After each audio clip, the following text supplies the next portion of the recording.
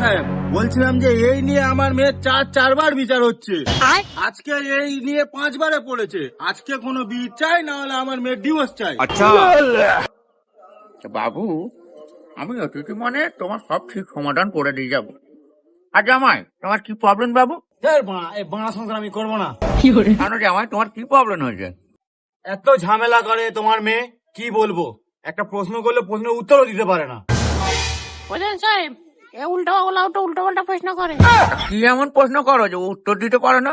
আচ্ছা ঠিক আছে, আমি একটা প্রশ্ন করব, তোমরা দুজন মিলে যদি উত্তর দিতে পারো তাহলে আমি এই মেয়ে নিয়ে সংসার করবো, আর যদি না উত্তর দিতে না পারো তাহলে আমি কিন্তু সংসার করবো না।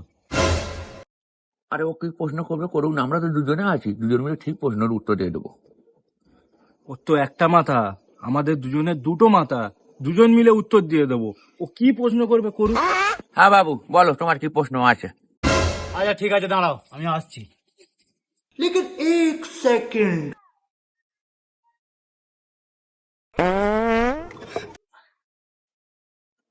বলো তো প্রধান সাহেব, কোন ফুটোতে 5টা গেছে? মালটা মনে হয় 3-4 দিন আগে নেই, শালা আমার একটা প্রশ্নই প্রধানের গাঁড়া মেরে দিল। মালটা মনে হয় এইখান থেকে পেঁধেছে। না না, আমি মেয়ের বাবা, আমি জামাইকে চিনি। ও পাতলে এখান দিয়েই বেরোবে। না না, আমার প্রধানের এক্সপিরিয়েন্স আছে, তোমাদের এখান থেকেই বেরোতে পারে। আমি বলছি এটা দিয়ে বেরিয়েছে, তুমি দেখো ভালো করে। আচ্ছা ঠিক আছে, তাহলে সেটাই হোক। বাবু, এখান থেকেই বেরিয়েছে 5টা। না প্রধান সাহেব, 5টা এই ফুটো দিয়ে বেরিয়েছে।